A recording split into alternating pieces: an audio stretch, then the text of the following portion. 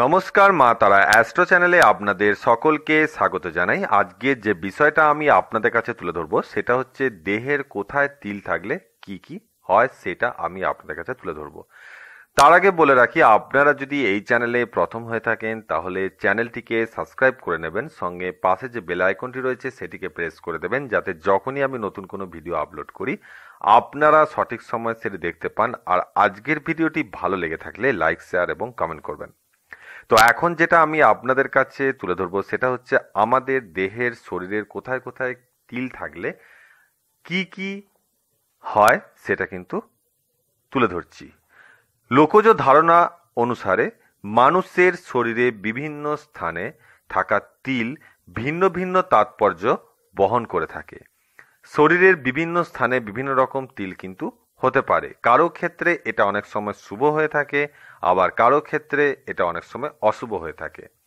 তিল নিয়ে যারা চর্চা করেন তারা বলেন এর তাৎপর্য নির্ভর করে চারটি বিষয়ের উপর। সেগুলো হলো তিলের আয়তন, তিলের রং, তিলের কেশময়তা ও তিলের আকার। চারটি বিষয়ের উপর নির্ভর করে তিলের কিন্তু ফলাফল। তিল খুব বেশি গাঢ় রঙের যদি হয় তাহলে কিন্তু ফল অশুভ প্রকৃতির হয়ে থাকে। তিলের ওপর লোম বেশি হলে লক্ষণ কিন্তু অশুভ হয়ে থাকে। স্থানভেদে এসব তিলের তাৎপর্য কিন্তু পাল্টে যায়। তো চলুন দেখা যাক তিল কোথায় কোথায় থাকলে কি কি হয়, অর্থাৎ তিলে থাকলে আমাদের শরীরে কোথায় কোথায় থাকলে কি কি হয়ে থাকে। তো যদি গালে তিল থাকে যাদের, বলবো ডান গালে তিল হচ্ছে সৌভাগ্যের প্রতীক। বিবাহিত জীবনে এরা খুব সুখী হয়ে থাকেন। অপরদিকে কোনো নারীর বাম গালে যদি তিল থাকে তাহলে দাম্পত্য জীবন নিরানন্দভাবে কাটে। এদের কারো কারো কাছে সাফল্য ধরা দেয় ঠিকই, কিন্তু তা বহু কাঠখড় পোড়ানোর পর। ততদিনে সুখ স্বাচ্ছন্দ্য অনেক দূর চলে যায়। চিবুকে যদি কারুর তিল থাকে, চিবুকের যে কোনো দিকে তিল থাকা অতি সৌভাগ্যের লক্ষণ। চিবুকে তিলধারীরা খুব সহজে জনপ্রিয়তা পেয়ে থাকেন। রাজনীতিতে তাদের শক্ত অবস্থান হয়, পাশাপাশি তারা আর্থিক সৌভাগ্যবান হয়ে থাকেন।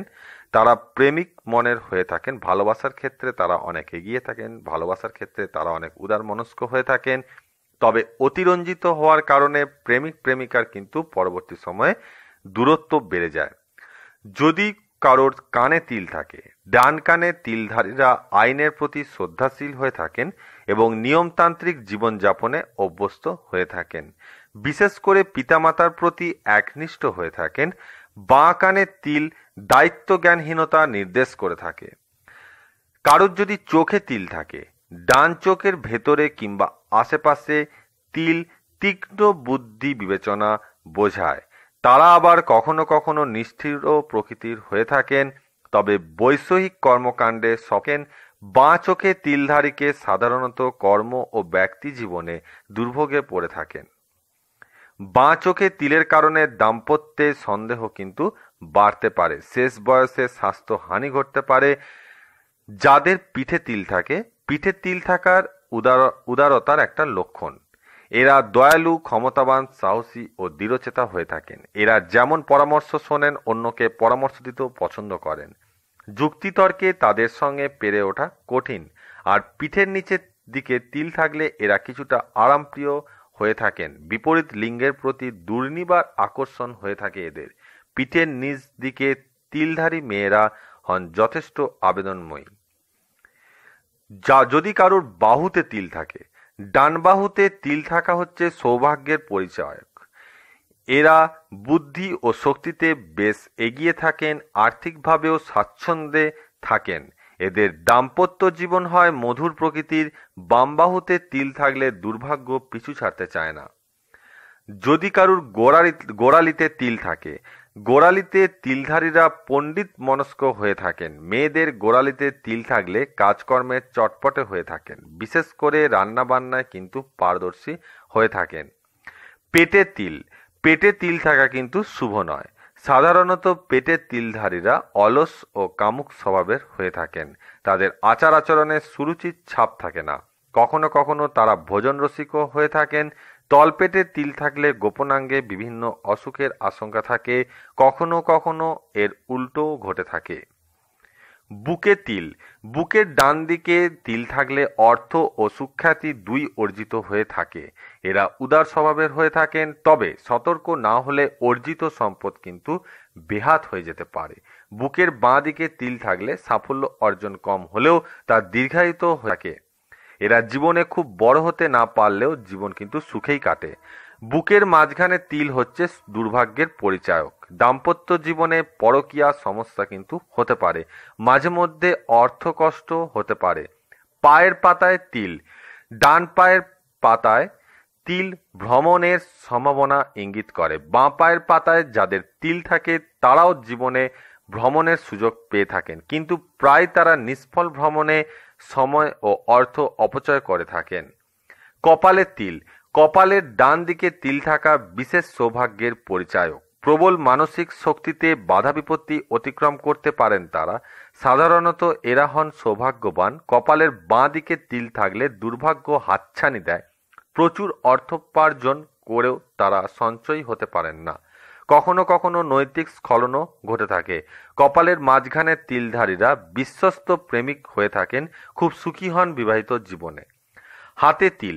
ডান হাতে তিল থাকলে কর্মোদ্যমী হয়ে থাকেন, কিন্তু বাঁ হাতে তিল থাকলে কর্মোদ্যমী হলেও কাজের যথাযথ মূল্যায়ন প্রায় হয় না। নিতম্বে তিল। পুরুষের নিতম্বে তিল কামুক ও আবেদনময় স্বভাবের পরিচায়ক। অন্যদিকে মহিলাদের ক্ষেত্রে তা বেশি সন্তান প্রজননের ইঙ্গিত দেয়। এরা পুরুষের চাইতেও বেশি কামুক হয়ে থাকেন।